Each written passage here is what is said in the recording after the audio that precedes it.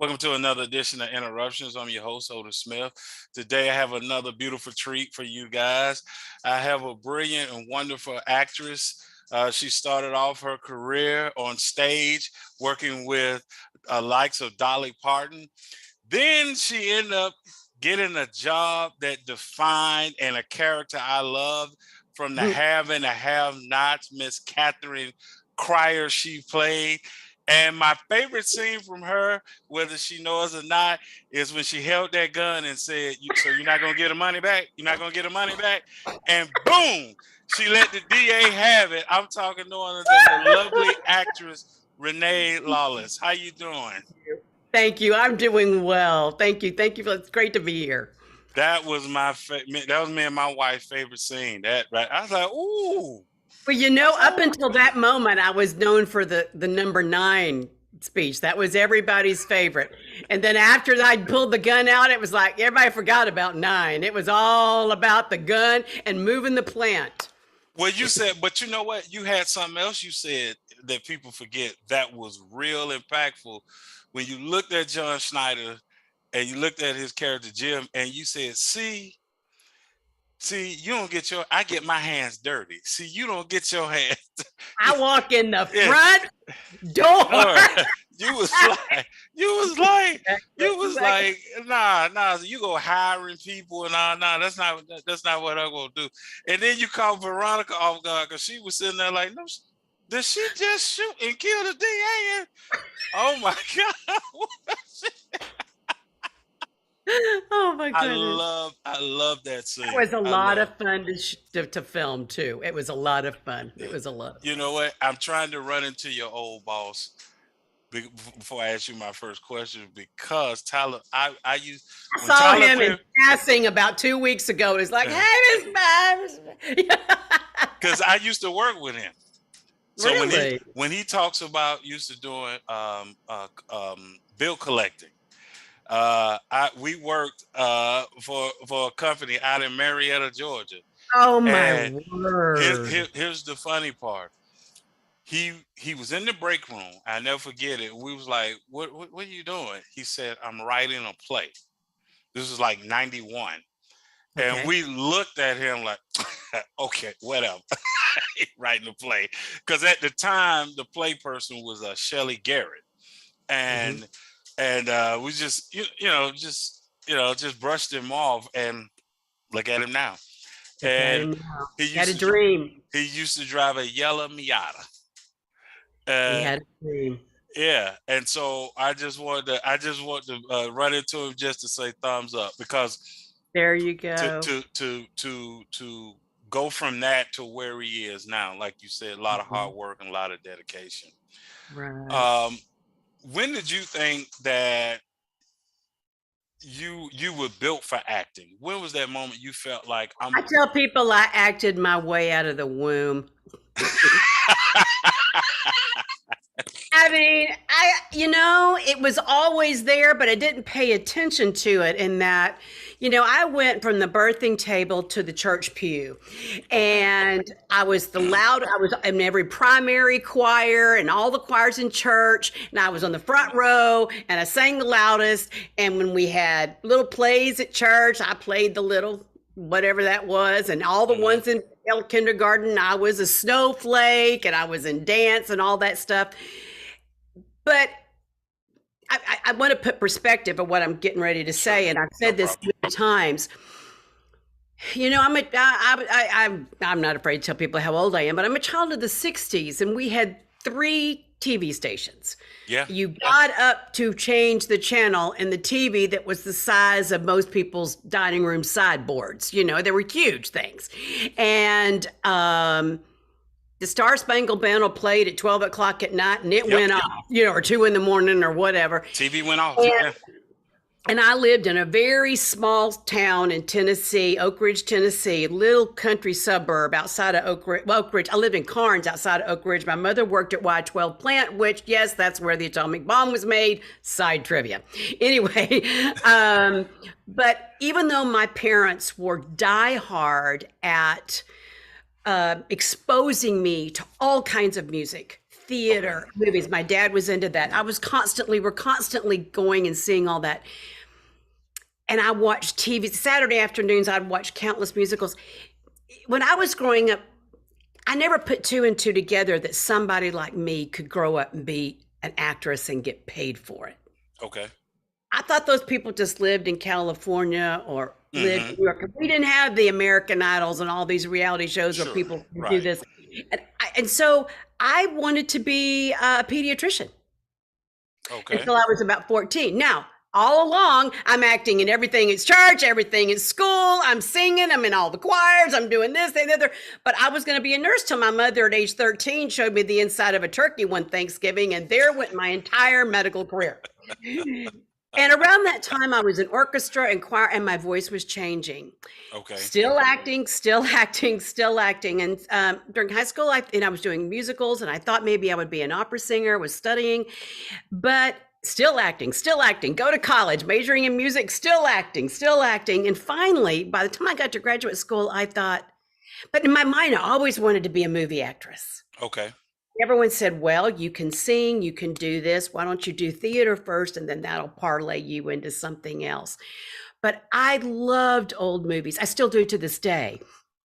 And I love watching the classics. Hmm. I always wanted to be that. And it wasn't until I got much older and I thought, I can be that. Gotcha. I can be that. I never stopped doing. And I think in the back of my mind, even in undergraduate, I think that's really where my heart really, really was. Okay.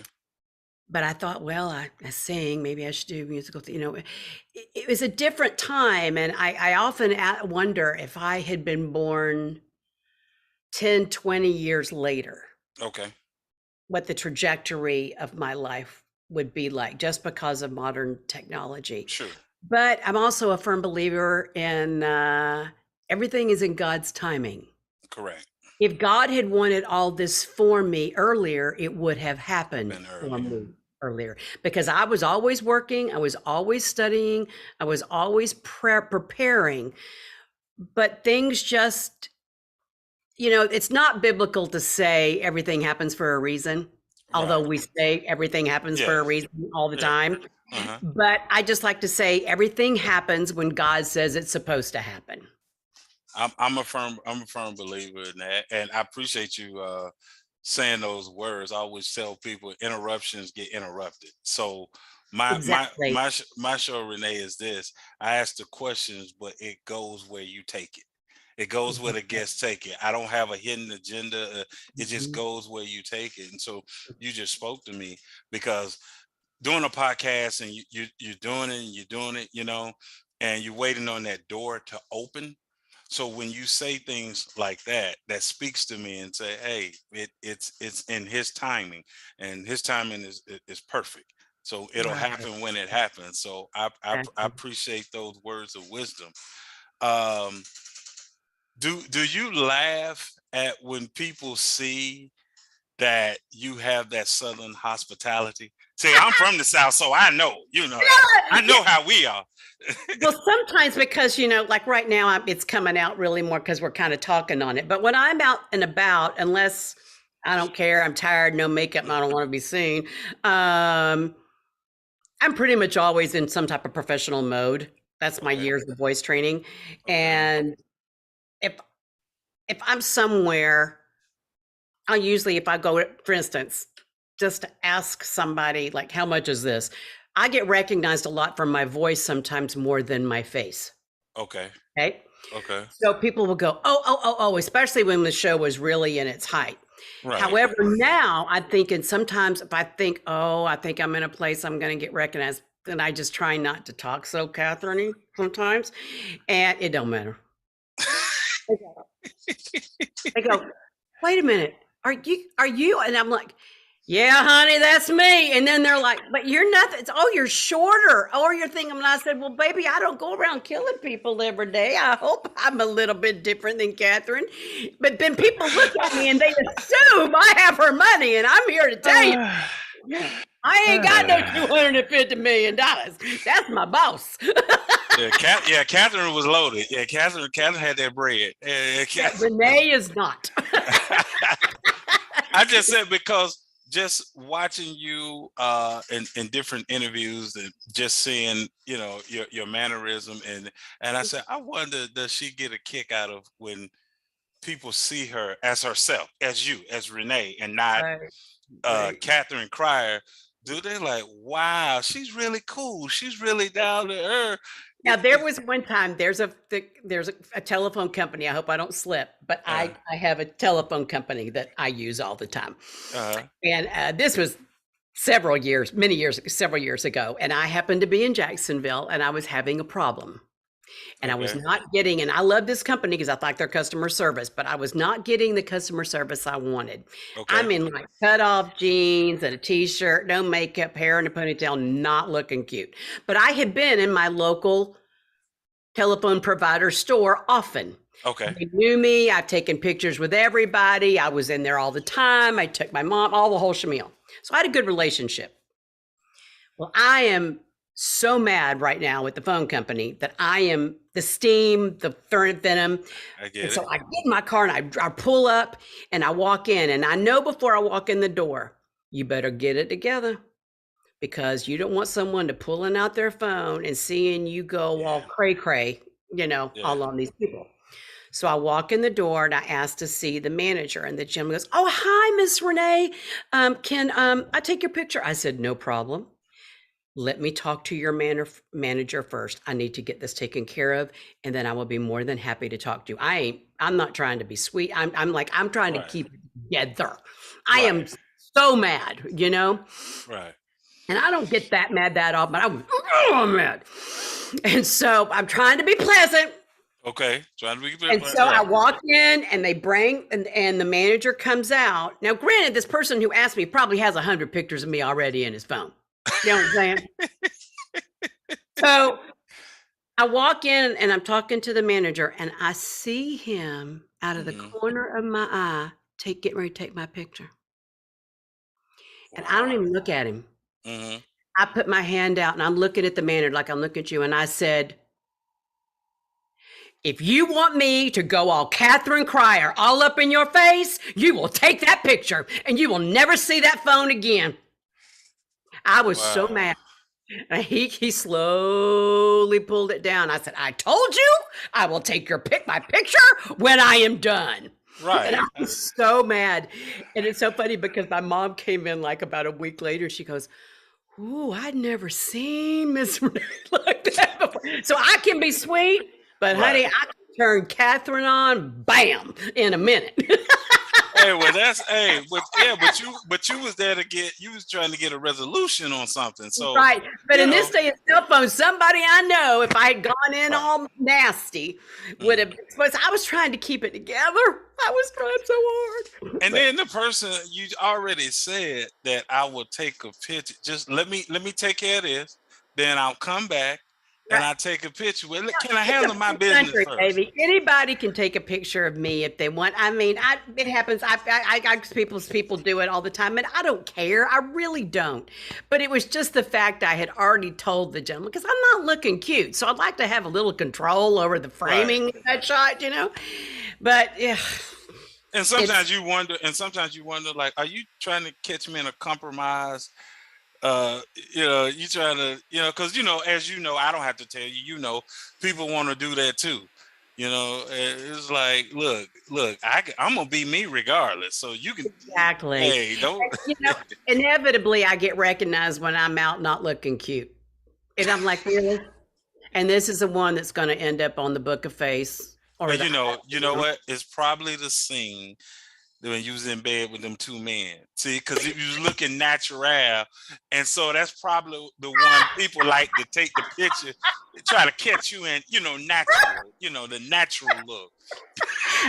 Honey, I had a lot of makeup on that day because I knew, and my parents, God love them, had passed away by then, and I was part of me was kind of grateful for that. Oh man, My mother would have been like, "Renee," and my dad would have been like, "This is great," but whatever. So, that's listen. I was like, all right, Catherine. Okay, I see you. Okay, if Jim can do it, and I always tell guys that a woman can always one up you. Don't get it twisted. No matter what you think you're Right, doing, she can do right. something that will break your heart. Exactly, You think you can, exactly. but you break your Don't heart. mess with the woman, baby. Hell have no No, fury. no. Talk talk to me about being in a musical and plays and how that shaped your acting career. I love theater and I always have loved it. I mean, if someone I like to take classes still because I like to keep vessel to help, prep for my next gig or job. And Sure. I've been working on a play right now and just doing some scene work, and I didn't really realize how much I truly miss it. That's home to me. The beauty of theater, you get longer time to rehearse, that's for sure. But the beauty of theater, it's live. It's like soap operas used to be, Right. but it's the Bible of acting. And I'm not saying that a lot. I mean, your top tier actors on television and film in this business, your top tier, with the exception of a couple because they've tried it and failed miserably, Right. are usually heavy based in theater. Meryl Streep, heavily based in theater. Yeah. Hugh Jack, that type of thing. So, I think you learn. There's different techniques, and sometimes Hmm. people just all make them. And I like me, I mush all these things together. And Okay. like I said, there's nothing like a live audience. There's nothing like that immediate feedback. You can feel the tension when it's sad. You can feel the comedy when it's funny Hmm. or not. In case you don't, Crowd will let you know. you're proud, and you get that instant response at the end of the night. You get that applause. Sometimes you get an ovation, sometimes you don't, but you get that instant recognition. Whereas television and film comes across to be more glamorous because everybody thinks we're all red carpets and mink coats, and we're Right. not. And they think it's all glam, and it's not. Right. It's not. It's just not. Um, and while it's great as far as more people see you and the Hmm. accolades seem larger, Hmm. the paychecks are larger Right. sometimes, not all the time, but the gratification, like, you work all day. And like our show we didn't watch the dailies. We didn't see the dailies. So, Right. sometimes the big major films, sometimes they'll let you see what you did that day. But you work all day and you don't know what you did until months later, till it just shows up. Mm. And whereas in a theater, if you mess up really bad on one night, you can fix it the next, you're doing it again. And also it teaches you and this is why Tyler hires a lot of theater-based actors. He's big on that Right. because he wants people that can stand on their own 2 feet if they A, had to improvise, or B, if something went wrong, they can fix it, or they can, and their work ethic is different. That's pretty standard in the business. If you've got a person with a theater background, they just have a different kind of a work ethic. Gotcha.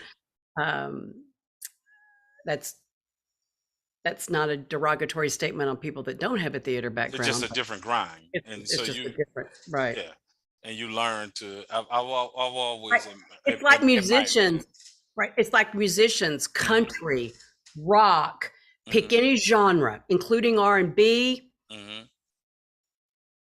Most, I'm going to go for 80 to 90. I could be wrong on that because I don't know that world, but I'm going to say most singers that are out doing it today. I'm not talking about these youngins. Right. I'm talking about the youngins. I'm talking about back in the day. They all started in the clubs, Yep. in the bars, in that back corner little place to get that break. They got their feet wet on sawdust on the floor, or cracked peanut Right. shell, or Hmm. popcorn, or spilled bourbon, whatever that is. Hmm. They all got they got their feet dirty before they got the nice shoes. So people who are really solid in who they are had some good foundation under them, really. And we hear a lot more, and they know this, the rejections. Ooh, There's a lot more no's, a lot more no's, a lot more no's than there will ever be a yes in this business. I compare acting sometimes to Babe Ruth. Oh Babe wow, Ruth struck out more than he hit home runs, but we only remember the home Babe runs. Ruth for the home runs. Yeah, We only remember Hank Aaron for the home runs, yeah. but they struck out a lot. It's your analogy is on point because I even remember Michael Jordan did a commercial. Yes. And he talked about in that commercial, they say they always talk about the last second shots he hit, but nobody talks about the ones he missed. Because you And miss how more long than it you took hit. him playing. And he played for a while before they won that first championship with Chicago. Yeah. He just didn't join the team one day and all of a sudden. It never happens. It never happens like that. It never happens. I mean, not my favorite quarterback, but Uh-huh. Tom Brady wasn't a thing, and he walked on. He wasn't a thing when he first started playing. He had to Yeah. work at that. Not my Yeah. favorite Peyton person, Yeah, but you know, if you saw his the did he combine. walk on? No, he was drafted in the 6th round. That's the But sixth round. That's what it was. but when you see how he looked coming out of college and the shirt hanging off of him, his shorts hanging off of, there's no way you look at him and say, "Oh, that's possibly going to be the greatest quarterback that ever played." Like, And you know, I also, speaking of football, because I can talk about this all day. If you look through historically, not all, and please don't miss, but historically, especially as a lot of your Heisman Trophy winners don't turn out to be the big stars. It's the 4 runners up. correct.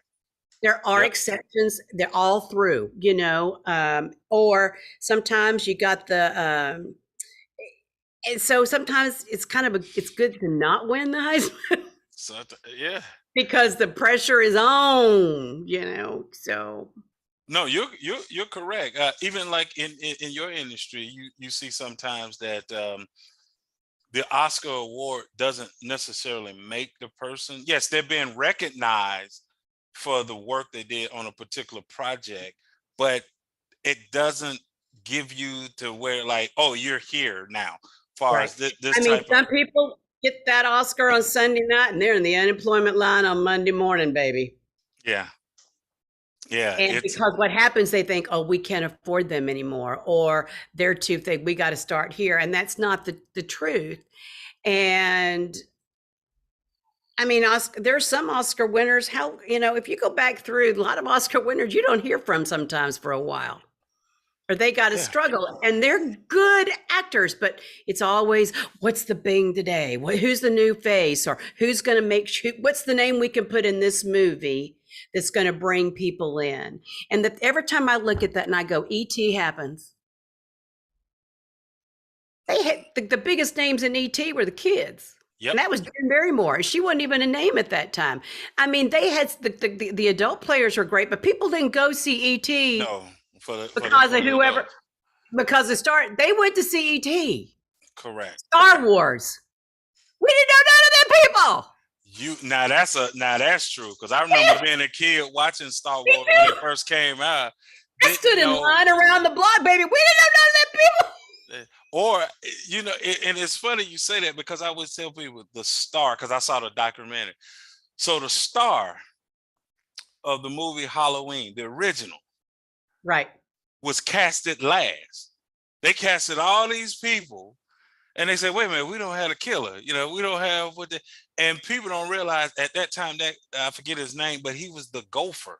He ran to get the donuts, the food and all that. But they said he had a creepy walk. So they was like, look, here, we want you to be Michael Myers. And he was like, I'm not an actor. And they was like, you don't have no lines anyway. Look, put this mask on, right? And so it's like you said, it's amazing how that happens. Did you see the movie Bug's Life? I've heard of it, but I have not seen it. Animated film. It's called Bug's Life. Okay. And there's a caterpillar in it called, I can't think of his name. Is that with the bees? Yeah. Bugs Life's about the ants. It was the first ant movie, the big Okay. ants, but it's got some Okay. bees in it too. Okay. But there was a caterpillar in there, and I think his name was Horatio or something, but he was all about candy corn. Okay. Well, when they make an animated film, like they do any film, you have to have a storyboard, Right. okay? Right. But in a storyboard, it's easy. But when it's animated actors, they got to stand up from the producers and the directors, and they're little drawn scene shots about, and it tells, and Sure. and the guy has to come.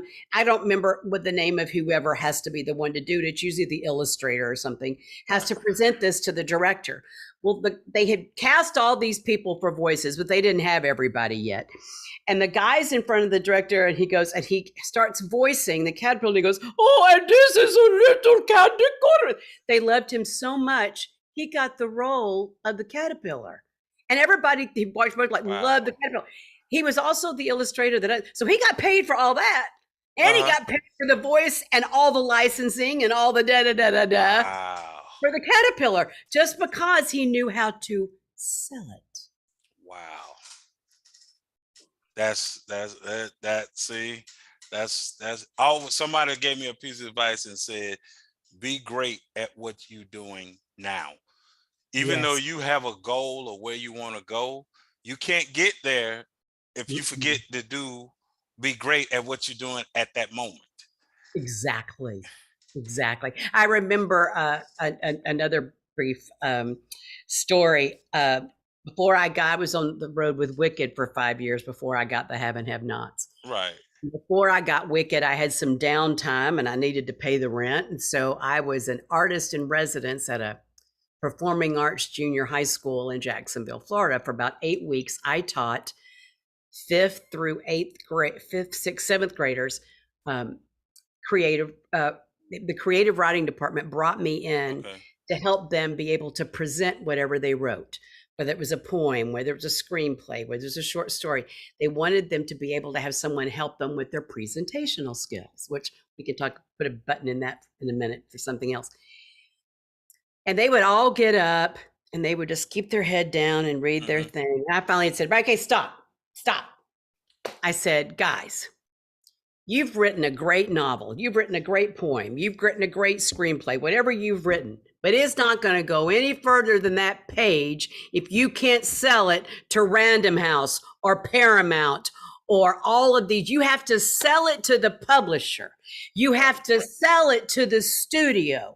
You have to sell it to somebody." Do you think J.K. Rowling ever thought for 1 second she would be standing up in front of 10,000 people reading Harry Potter? No, she wrote a story, but she knew there was going to come a day she had to stand up and read that to people. Right. And so I tell them, especially, we have to think beyond. For instance, you have a great voice. Notice, and you know how to talk, and you're a great communicator, and that's all wonderful. Right. But you're probably and depending on how you were raised, my dad was a big guy. He loved movies and audio, video equipment. Sure. To do what you do, you have to learn the technical now. Gotcha. So you had to learn the technical, or let's say you were raised where you were always a tech geek. Let's say, and I don't know what your background is, but you were the tech geek. Sure. And someone said, "Hey, you could do a podcast." You go, "Oh, I know how to do this. I know how to do this." You got to go. In other words, you take all of your talents. God gave the man of the talents. He gave the 1 and he gave the 10. Yep. And the guy with the 10 went out and multiplied and multiplied. We all have more than one talent. Correct. You know how to if somebody knows how to make a sweet potato pie, then they learned how to teach somebody else how to make the sweet potato pie. Then they think, "Oh, I know. I might want to put different kind of cross. I'm going to decorate the top of my pie, or I'm going to put this in there." It's not just putting it in the oven. Gotcha. You got to put it. That was a really bad analogy, but I think No. It's a good analogy because you're right. Like you can. Like Patti LaBelle is selling sweet potato pies now. What? We all think Patti LaBelle's this big old singer over here. Well, she happens to make good pies. So why can't you know what I'm saying? So No, it's funny you say that because you're right. You start learning, have to get in other skills because it's just not the one particular thing that you do. And see, my background is sports. I have a sports background, but I'm just getting to what. See, when I graduated high school, I wanted to be the Black John Madden. I wanted to be John Madden. That's who inspired me. Nice. Yes, I wanted to be John Madden, and I let someone talk me out of my dream. And I remember my father-in-law, before he passed a couple of years ago, he always told me, because I'm the one everybody calls during football season. What time the game? What's going on? Like, they'll call me during the game. And he said, you need to be an analyst. You need to be a sports analyst. And so I started out creating a sports show. But you know what happened? I said, I'm not one thing. I don't just like one thing. And it morphed into talking to people like yourself, to where my second interview I ever did was Bill Dukes. Second. So I mean, I don't even have anything to send you to say this is what I just said. Wow. So to get that, then I knew I was in my calling. I was in my lane. I was in my bag. And even I come up with questions different ways. Like for you, I went on YouTube. I'm trying to watch interviews so I can say, okay, I don't want her to have the same conversation she always having. And I'm looking, and don't ask me what it's like working for Tyler Perry. That's a dead horse. No. It's not even a question. It's not. You can hit Google because I've answered it 1,000 times. No. So what happens is, but it was like 3 or 4 minutes here and there on YouTube, right? Yeah. And then I saw one interview that you was doing with this lady. I can't think of her name, and I just watched your mannerism. And then I formed all my questions for you based off your mannerism. Oh my goodness! Think about it. That's where the question came from. Where, you know, does it make you laugh when people see that you are a country? It was just your mannerism. It does. Yeah. You know, but I'm from the South, so hey, you know.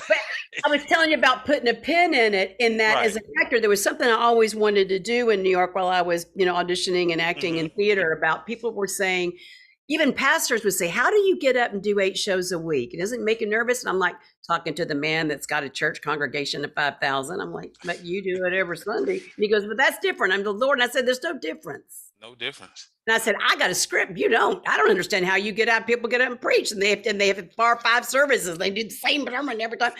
But so I've developed, I was going to circle back a second. Sure, no problem.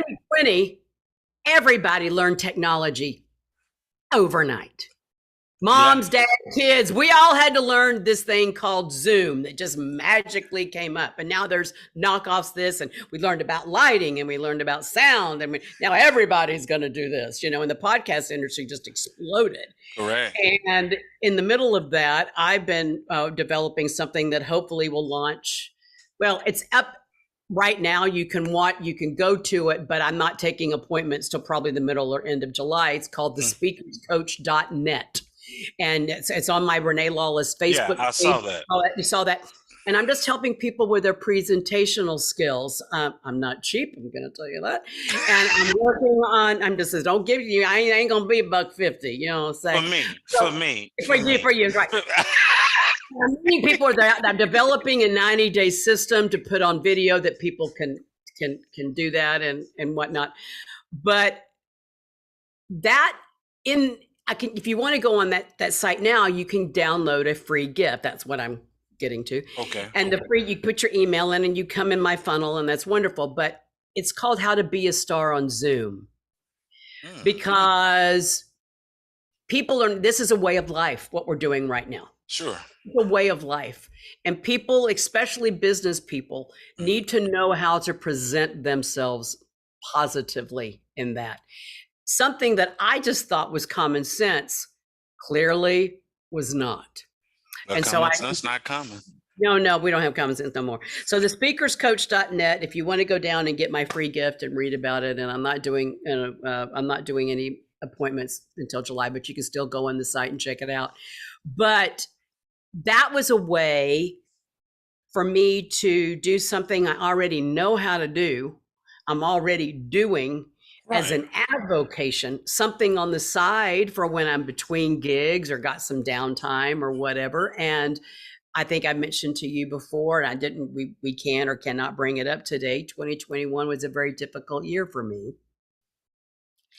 And I had to find ways of staying at home and being able to still support myself.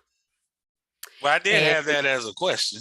okay, we can go on that. I didn't know if you wanted to open that box, That but no, I was that's happy up to to. you. That's up to But no, you. I have no problem. I don't know if your fans know this. If you follow me on social media, then you already know. If you are diehard of my followers, and if you're not, I'm Renee Lawless on Instagram, Renee Lawless on Facebook, and Miss Renee Lawless on Twitter. And there is your 2-second commercial today. Thank you for shopping. I was diagnosed a year ago, March, with breast cancer and began chemotherapy in April, last April.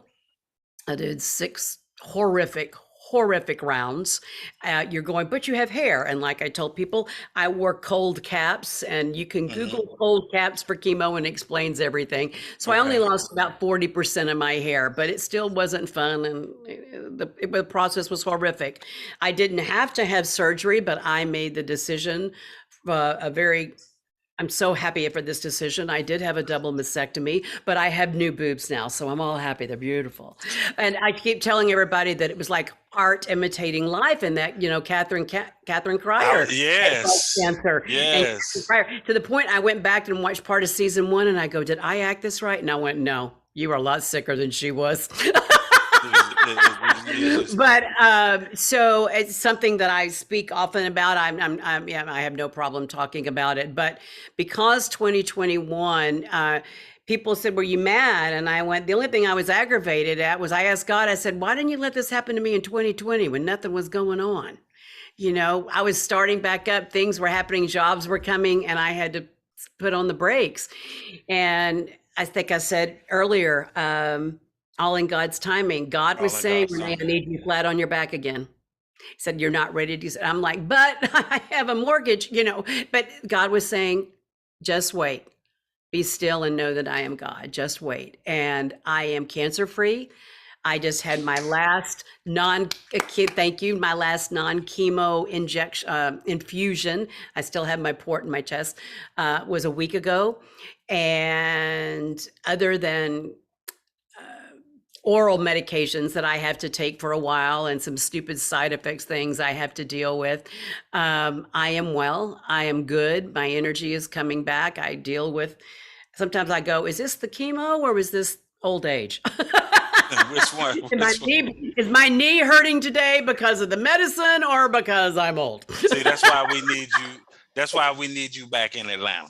See, That's that's what I right there. mean. Yeah, so we can love on you. So you can be here. We Oh, can love you're so on sweet. you. Yes. So many people sent me so much love. I've got so many people that I love and adore so much in Atlanta, and they would always call and check in on me. And I received just when a few friends knew I was going with it, and I had a reason for keeping silent. I didn't know how the industry would perceive it. If I was already, if the show, if Heaven Had Not Said Not Being canceled, I probably would have just come out with it. But because we didn't know what was going on, I didn't want it to adversely affect other Sure. jobs. That's why I kept it quiet until after it was over. But the minute I went public with it, my phone blew up, my texting blew up, emails, calls, everything was like, it's kind of like, I didn't know I had this many friends. It was literally wonderful. And so I'm blessed with being surrounded by beautiful people that helped me along this journey, and I'm on the other side. And you answered my question without me asking. That's a professional. No, no, But you did. You did. it's Because but it, you talked about it. So when you talked, because the question was, talk to me about keeping your faith while battling cancer.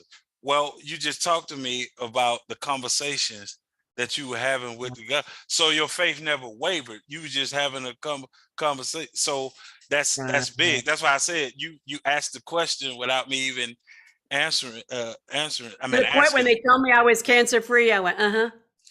Well, when you I shared, didn't wait do a I minute, wait a didn't minute. do praise the Lord. I went, because I never thought You I knew. wouldn't be. Okay, I just see, knew. you sound like Paul Anthony now, All because he right. said, because he said in dealing with, he said, okay, it's not time for me to die. He said, so what? Oh, purpose. So he went straight. So it blows my mind when I hear those stories like that, even from you to because everybody has to realize that you may not handle it like Renee, but what you can do is whatever you're going through is to have that conversation. I always tell people, God is not, if you angry, you actually think God is scared of your anger. Do I you was fixing to really, say. I was fixing to say. do you really But think God? I have a statement that I tell a lot of people because, we are supposed to fear God, but that doesn't mean that we go, "Ugh." Fear moves forward. Fear is a forward motion. It's sometimes good to step out in fear like we step out in faith because it gives us that adrenaline, it gives us that energy. Being scared is recoiling. Right. I'm not scared of God. If I was a sinner, I'd be very scared of God, but I ain't You might sinner. want to, yeah, But yeah. I fear the Lord. I fear the consequences of my actions should I not follow his word. Right. And we need to be careful the rhetoric we use, the difference between recoiling. Now, you put a bunch of roaches in the room, I'm going to be scared and recoil. Even though they can't hurt me, I just don't want those things around me at all, But so the thing about cancer, I was fearful of the side effects because cancer's a breeze. The chemo and the side effects of the medication is what is so horrible. It's funny you said it because I remember watching the movie The Temptations, and I remember Tina Lifford's character playing Otis's The red eggs. mother, and Uh-huh. when she said, "I was feeling fine until they started curing me." Exactly. Exactly. That is a perfect statement. I was feeling fine. Do you start They exactly? cured me. Now I'm sick. That's the Talk to way. me about how did you develop Catherine Cryer? I told you it was my favorite. I told you it was my favorite scene. I told you it was my favorite scene. I told you it was my You favorite know, scene. I tell people this story all the time. There are databases out there for actors that you can look at to find about certain auditions. There's more than now than there was when I was going, because usually you're not access to a lot of these things unless you have representation. But I found out about this because Tyler puts it on this database, and Hmm. I self-submitted because I was finishing up. I had already getting ready to give my notice for Wicked, and it's 1 o'clock in the morning. We're playing Vegas, and this database would send out like this profile, this role matches your profile. And I'd been getting those emails for years, never paid attention to half of them because I wasn't ready to leave Wicked. Usually when I opened it up, I went, yeah, I'm not, whatever. For whatever reason, because I knew I was getting ready to leave, I opened the email, and that's when I saw it. I was kind of like this, and all of a sudden I sat up straight and I went, I, I know this woman. I, Okay. I have to, I mean, he described Catherine at that time, which she's gone through 50 million, layers since then. And I went, even though I knew I wasn't her, I Hmm. was her. I knew her viscerally. I've never had that kind of thing happen to me before. Hmm. And I was like, and so when I opened the whole email and saw it was Tyler Perry, I almost hit delete. I Oh almost didn't wow. do anything. And I went, I'll just send my headshot and resume and nobody will know. Wow. And so when I got the call, Hmm. I didn't expect it. And so the first audition was a lot of their stuff was from the first episode, and I got her. I knew what that Southern woman was. I knew what that Southern powerful woman was. I wasn't that Southern powerful woman, but I had been around them. Right. I had seen them. And to put it in perspective, you know, I grew up during the years of Falcon Crest and Dynasty. Oh yeah, same here. So I knew about those women, and Jane Wyman from Falcon Crest was kind of my muse. I knew I had to learn, but I knew that stature. I knew that that's the difference between Veronica and Catherine. And people ask me this all the time. Okay. Is Veronica, it says, why is Veronica so different from Catherine? And I said, because Catherine is old money. Old money doesn't try to flash their diamonds or their cars. They don't mind wearing jeans and a t-shirt. They've always been rich. They don't know what it's not to be, and they don't have to tell you how much something is. Because it's old money. Because it just is. I was about to say, just because it is. It's normal. This is, you know, whereas Veronica came, she didn't have money growing up, and she came into that. So everything is about showing people how much and telling people how much something is and where she's got to go. Whereas Catherine's like, yeah, I'll just call up so-and-so at Neiman's, have them bring it over tomorrow. But she could have said, you know, or whatever. She just doesn't think about it. And that is why, even though she dressed well, she wasn't the flashy person in the show, you know? So, and I just lost my complete train. Oh, about Catherine. I'm sorry. Complete train of thought. So I understood that from the get-go. And it was actually far more comfortable living in that to the point it was hard to go home and realize, I don't have that. Yeah, Catherine drove a Mercedes and then a Bentley, and I'd get in my Hyundai, you know. Is it? Let me ask you this. That is a switch. That is a switch. I got to leave the studio and go to my Hyundai. That's reality. That's reality. Wake up now.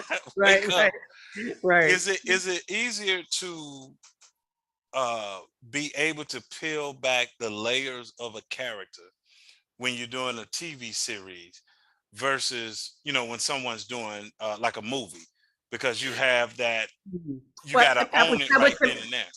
Right. Well, I'm not going to compare. I think doing the difference in a TV series and a movie is the movie, you've got a much longer time to prep. Like if you're supposed to be a very fit person, if you have to get your body in shape. So you've got, I mean, if you've been offered the role, it's a breeze. But if you have to audition for it, you'd still have to prep enough to know the character enough and his backstory in order to do an effective audition. But by the time you go to set to film a film, you have spent countless hours doing homework, is what we called homework. Okay.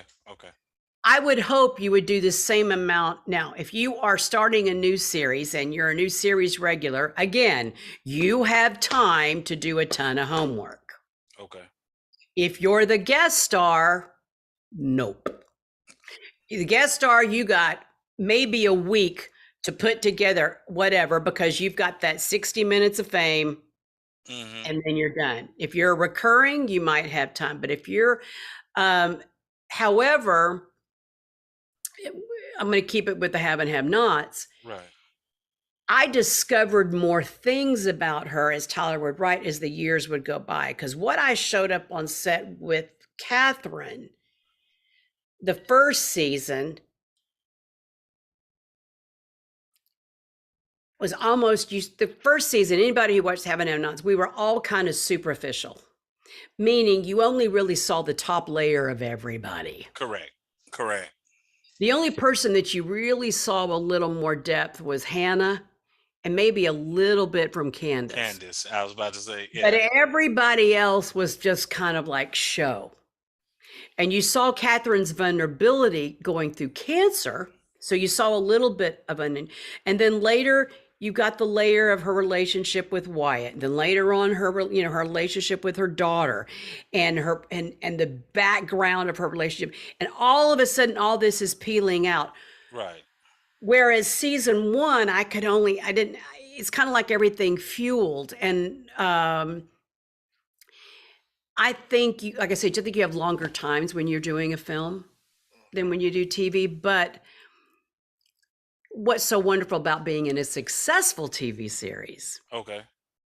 is that by seeing season 2 and 3, no matter what gets thrown at you, you might have to figure out, you have to know how your character is going to react to that. But you're past building a character. Right. You've already done the work. You're just owning it now. You just own it, and you already have an idea how they're just part of you. So from the seasons going forward, it's just another day at the office. I As wish, that person. and this is just a comment. This is not a question, but I did wish that, and my wife will tell you, I said this. I said this needs to be more of a soap opera, and that was off of season going into season 2. We are considered like a nighttime soap opera. Yeah. Well, I meant far as I grew up on soap operas. My mother and Me grandmother. too, baby. Days of Our Lives, As the World Turns, all that stuff. My mother and my grandmother had me watching everything on CBS. So I went from Young and the Restless to Bold and the Beautiful to As the World Turns to Guiding Light. So I saw all that. And remember, you don't remember this. I'm older than you, but remember it was The Edge of Night. Do you remember that soap? yes. It was I was really born old. in 71. So Okay. So it's like I was a diehard soap person, so was I. Go ahead. and that's why I was wishing that would have been that, because I thought that you guys were really just kind of getting it was almost where your character Catherine, and I'll move to another question, but it was almost being what is her name? I can't think, because you mentioned Dynasty. I can't think of Diane Carroll and not Diane Carroll. They- the white lady. In Dynasty was Dynasty. Linda Evans, and it was Linda. I was thinking Falcon Crest. Blake's wife. I can't. Blake's wife was Linda Evans, but then you had Joan Collins was Joan the villain. Collins. That's it. Joan And Collins. Diane Carroll came in, and she Your- was the Veronica of that time. Your yeah. character was Joan, was starting out like Joan Collins, but it was shifting to still be Joan Collins, but you had a fan base rooting for your character to Right, the point that I think I started as Linda Evans, and then I went to Joan Collins. There you go. She got a lot going on. Jim was JR. I can tell you that, because my dad used to love. 100%. My dad loved JR. My dad loved JR. 100% that JR. And isn't it funny how iconic that character is, that everybody is still trying to build a J.R. Ewing? Like, you gotta have this antagonist guy that You people got to just have an won't dig. asshole, pardon my French. Yeah. You want to say that, you got to have one of those. What was it like? Because I knew who Peter Payros was. I knew who Crystal Fox was. And I knew who John Schneider was. Like I said, I was born in 71. So I saw Dukes of Hazzard. I saw Peter on Knight Rider. Me too. And I saw Crystal on The Heat of the Night. So I Heat of the Night. knew who these people were. So for you, how was it working with those people and knowing their work? Well, fortunately, I met Crystal the night that we were in the callback, and we met, and we were staying in a hotel overnight, and we met in the elevator, and I recognized her face, but I couldn't pin it, and we hit it off in the elevator big time. Okay. And the next day, we're with all these different people. There was like 5 of each role that was there, and they were calling the Catherines and Jims in to do the callback first. And I just happened to get paired up with John off the bat. Well, I was a fan. I never watched Dukes of Hazzard. I've told him that, it's not a secret. But I watched him in theater, and I was a fan of his. Okay. we hit it off and we started running lines for our scene, and he was he was so kind. And then when he found out I was in time doing Wicked, I was in theater, we just started talking. So by the time we had to go in the room and read together, we were like buddies, you know? So that made a big deal. And I just remember, I will say, I got off the elevator to go to the callback, and it was just a crowd of people. And I started recognizing all these women and men that I'd seen in 50 million shows, not the people that necessarily got the part, but there was a lot of people. Sherry Headley was even there, all these people that I'd seen on stuff. And I'm like, I almost hyperventilated. I was like the movies. I had to like walk around the corner and catch my breath and go, what are you doing here? Oh my goodness, what are you doing here? They're going to kill you. They're going to say, what the heck's she doing here? And I said, you're here because they asked you to be here. Wow. And I walked around and I got past, I met Crystal the night before. I walked past John, but I was in the holding room with some other people that I were big fans of. And I was just trying to be, I'm a real fan of your work. So nice to meet you. But I was also there to prepare for me. I had to like be a little selfish. And I'm like, I got to get ready for this. And I remember during the audition, I was one of the first people called to read with Crystal. And I was so nervous. And I had done pageants for like 3 years. And in my mind, I just treated it like a pageant. And I went, well, you're a pageant and you're contestant number 1. And this is the interview segment. And I just did it, you know? Okay. And so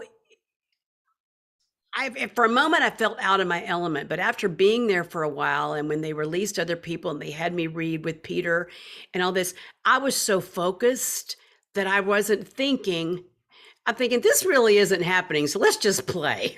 I was literally in that, something is seriously wrong with this picture, so let's just have a good time while they're in it, because it ain't never coming around again. Let's just enjoy this day and get out of here, go home, you know what I mean? But I was in it to win it, and when I left, I kind of knew I had to literally get back on a plane and go back to work. And I walked around LAX like a deer in headlight going, what just happened in my life? Now, a side little story that I will tell, and I've told this before. We had all met each other, and I didn't really know the background of some of these people. Like I knew Crystal and all this type of thing. But I didn't know a whole lot about Tika. I've learned more about her, history. When I first met her, I hadn't followed her that much. But a lot of people, I'll tell you 2 things. First of all, I had read with a bunch of women that were stars, big stars for Veronica. And they called me at one point, a few weeks later, wanted me to come to Atlanta to do a chemistry read for some other characters, because evidently those women didn't fit who they wanted. Okay. I couldn't make the read. So I didn't know till the week before we started shooting who the parole of Veronica was. And I'm in my wardrobe fitting. And I'm standing there and they're doing stuff. And I said, by the way, who got the role of Veronica? And they said, oh, it's this girl. I think she's from your same hometown. Robinson? I went, Angela Robinson? They go, yes. And I'm like, I had known Angela already. We were like ships that passed in the night. Her mother knew her very well because she had done pageants too. And my mom loved Angela, and I'd followed her during pageants, posted. But we would pass each other on the streets of New York at various times and say hello and all this. Sure. So the fact that she's now my BFF, the fact she's my dearest friend. So I sat down in the middle of that dressing room floor and cried. I thought, I finally get to work with Angela Robinson. Everybody's going, what's it like to work for John Schneider, with John Schneider? I'm like, I just wanted to work with Angela Robinson. Oh, you guys chemistry on that set, especially when you, like you said, the layers unravel and you guys started not to like each other. And it's funny how you guys are serious. I'm talking about the scene is serious, but you guys brought comedic genius to it. When you said that, you look, when she you all were in jail and you realized that that wasn't her hair. You was like, what's that? That's not your hair. I thought that was your hair. That was, that was No, I'll tell you a secret. Angela tells me this all the time. She said that is when, now that we're off, that to this day is the number one question.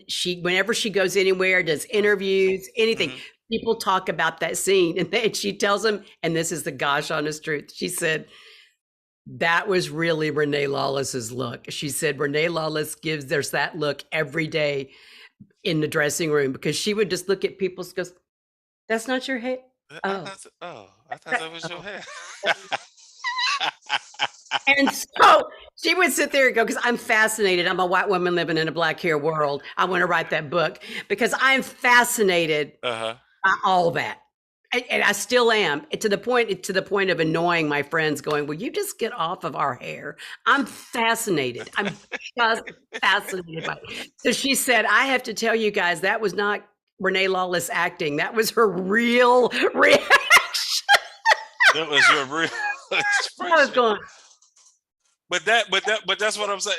You guys' chemistry was so awesome in that. And Peter amazed me because I've saw interviews that he's done, mhm. and he doesn't talk like David. That's not No, he his doesn't. that's not his real voice. So No, he's actually a voice of there's a commercial out now. He's the voiceover of it. And I said, nobody would ever know.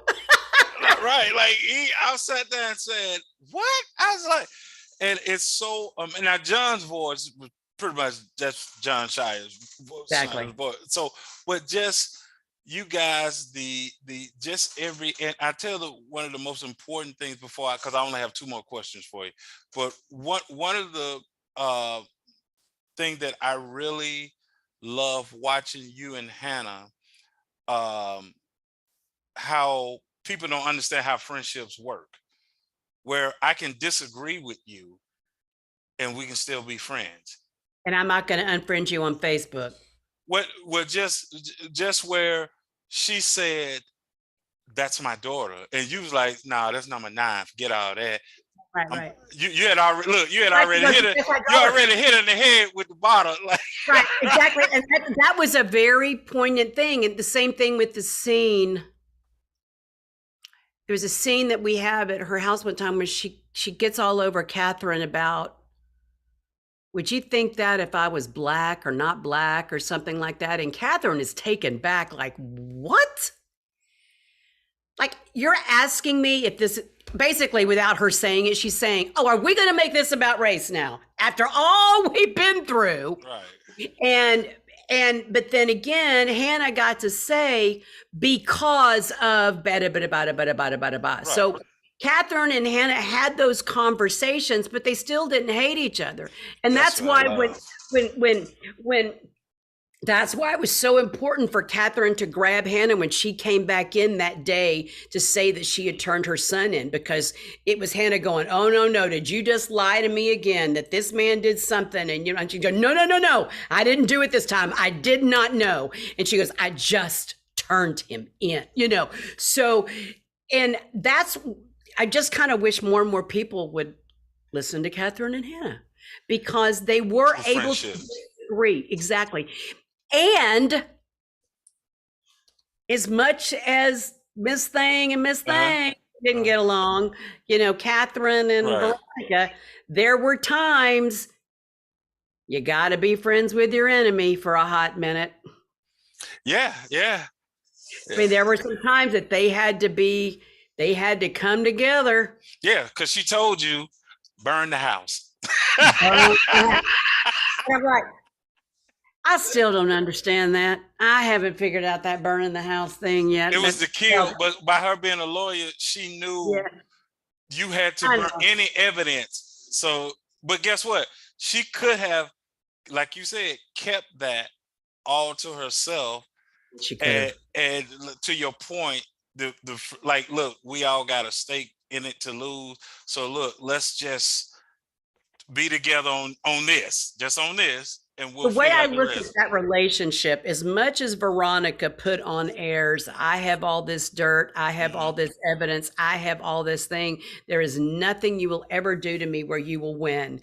Clearly, there was a fraction of doubt in her, because if that was the case, she would not have been ready to come and bond or go team up or do something.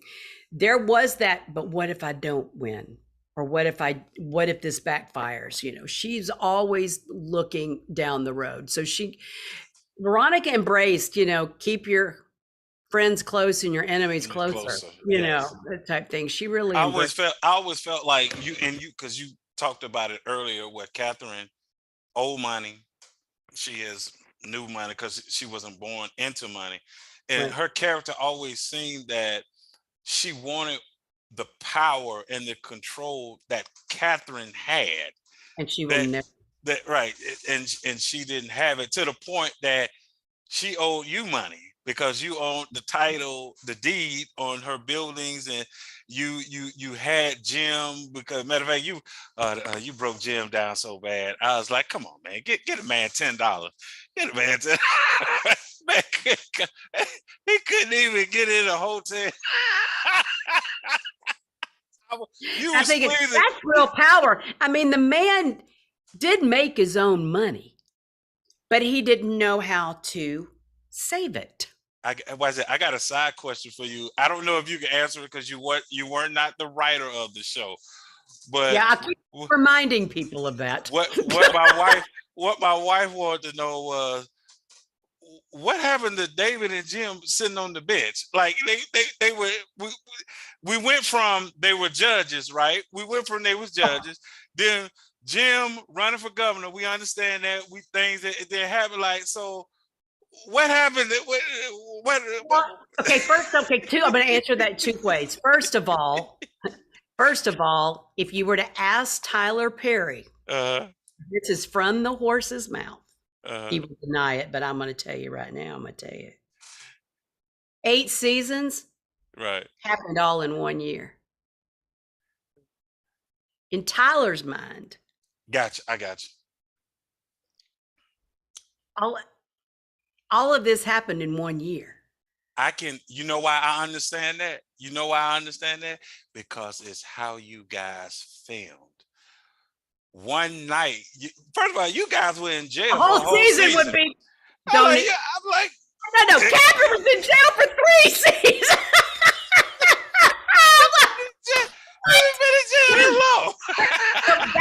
That's the first answer. The second answer is, first of all, Jim had a failed gubernatorial run, and David was attached to that.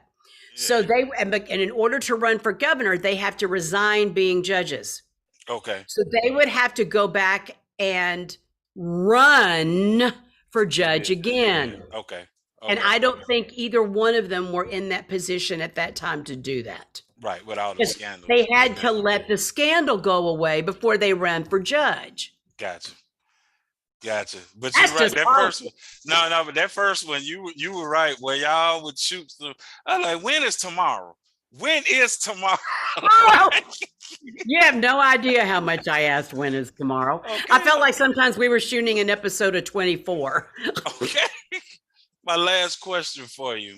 Yes. With your success in theater, TV, battling breast cancer, what did you learn about yourself through that ride, all those rides? Tomorrow is not promised. Be kind to the people on the way up, because they're the same people you're going to be seeing on the way down. Fame is fleeting. I mean, I pray that my next gig will bring me the equal amount of notoriety, and I feel the Lord's going to take care of me in that. I've had a pretty good run. But what's really important in life, I know this is cliche. Please, I hate saying this, but what's really important in life is our belief in the Lord, but our friends, and who we have around us, and who's there to support us, who's there to comfort us. And you've got to trust God that, especially forget acting, just in this world right now. We're Yeah. living in a we're living in a really bad zoo.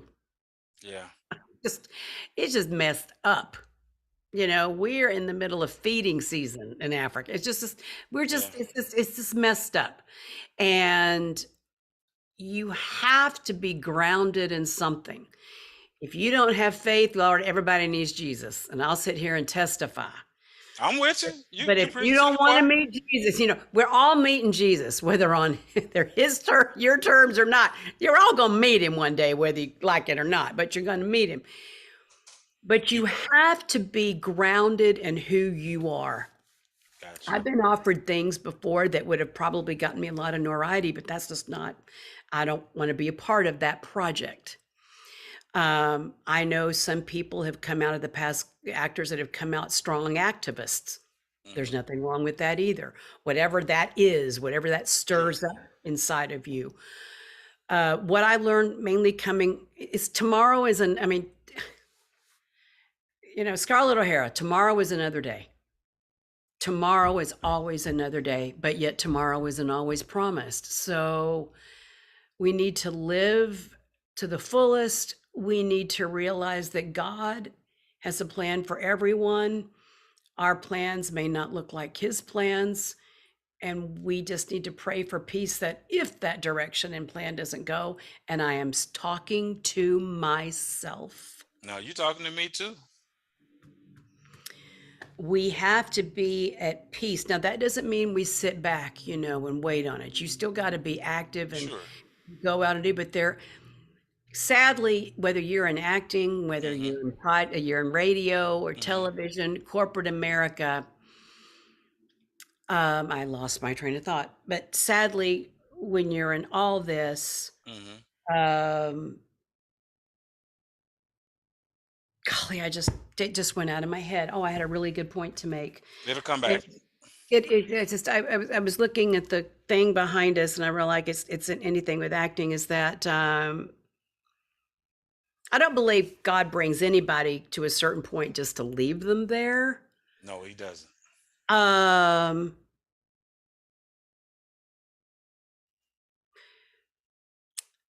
oh, I'm sorry. What I was going to say, I just left, but That's I knew okay. it. I'm sorry. We've got to be comfortable Hmm. in the uncomfortable. Oh, I know there's a signature. I do a lot of motivational speaking, and one of my things is becoming um, overwhelmed to overjoyed, and I do that a lot. But I'm getting ready to. I speak often. I'm getting ready to speak actually in Georgia in September, and something I heard not too long ago, and I've taken it on as a speech topic. Okay. Is I'll tell you where it came from, and then I'll tell you the punchline. A pastor was telling a story how his oldest son, who was now 18, when he was born, Hmm. they were his clavicle, both of his clavicle bones were broken going through the birth canal. Okay. And he was real concerned. The father was, and the doctor said, no, no, no. It happens all the time. Sometimes a lot of bones are breaking coming through the thing, but they'll be fine. And the moral of that is sometimes we have to be broken to be birthed. Mm. That'll preach. That'll preach. You're gonna hear it again. I give you credit for it. There is that I'm here. We have to be broken to be birthed. There is a reason I was supposed to take off for a year and a half. There was a reason I have gone through breast cancer. There's a reason not only did I go through this, I did it during COVID. I did it after my show was canceled. Everything. There's a reason. And I don't think for 1 second that there's not a way God's going to use that in my life. I don't know how he's going to use it. Obviously, he's using it. I'm talking to you. Yes. He uses it when I've been asked to speak. I'm speaking at a church in Columbus, and I'm sorry I can't tell you when it is because I forgot. But I have obviously a lot more to feed from. I was bullied in high school, and that used to be my tragedy, as you say it. So you needed a new testimony. I needed a new testimony. And but that has helped me get through this. And now Yes. this hopefully, because sadly, there are thousands and thousands and thousands of women with breast cancer. Everybody has a testimony. Everybody has, but the Lord has put me in a place with a platform Yes. and just a little bit of notoriety to be able to speak about my journey and how it affected me. It blessed me because it's the way you said it in the email. And you said, because we were trying to do this last week, Right, and you right, right, and you exactly. said, and this is how you know you got faith. You said, this is how you know you the one you've overcame. You said, I said, well, with the 10th work, and you was like, no, I don't know if you know, I have been dealing with breast cancer. My last treatment is on the 10th and cancer free, and you just said yay, and I was like, did she just drop the testimony that right there? Did she just drop that? Like, that's a good, as as the old Southern people, and this being from the South, they'll tell you that's a good place to shout right there. That's a good spot right there to shout. You shout right there. And I was like, and then you came back and you said, so pick another day. Why does that bless me? That bless me because you could have said, give me some time, give me this, give me that, right? Which I Mhm. would have, trust me. But the fact that you said that, and I was like, and I was sitting there like the favor of God, because I had the pleasure to also interview um AD King's widow, Mhm. Ruth. Forget her, forgetting her name. It just escapes me right now. But Dr. Bernice Mrs. King's King. aunt, yeah, Mrs. King, right? And her PR person said to me, he said, did she give you what you want? I said, no, she was fabulous, beautiful, 90-something year old, beautiful woman. And I said, thank you. It was great. He said, well, she wasn't feeling well. I said, well, I know. That's why I only cut it to 20 minutes. I didn't want to, overdo it or whatever. He said, I appreciate that. He said, she wasn't feeling well, but she insisted during the interview. It's wonderful. And I was like, and she doesn't even know me. Like, just, and that's the favor of God. So, like what you said, so I hope for you, this has been a different interview, different conversation. Oh, it's been Uh, wonderful. You uh, didn't ask me like I got all different questions. This is great.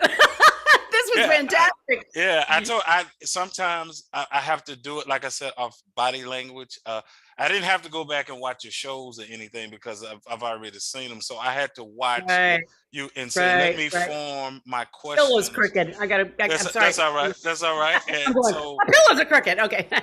like I said, I would love to bring you back on the show. Anytime. Like I said, we're gonna do a part 2 testimony. So I love to have you back on.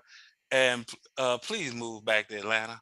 Please move back to Atlanta. Well, from your lips to God's ears, I would do it. I mean, I'm in Atlanta. I try to go there as often as I can. I have one of my best friends lives in Noonan, so I'm there. My goddaughter's there.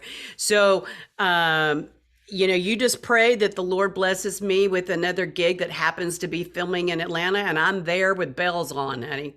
I We will got bring you. in the Calvary, Well, you keep know? doing what you're doing. You are a treasure. And the good part Thank about it you. is that you're just being yourself and who you are, and you're blessing us. Make sure you stay safe out there Yeah. and go with the power and the grace of God. Thank you. Appreciate it. Love you. Love you.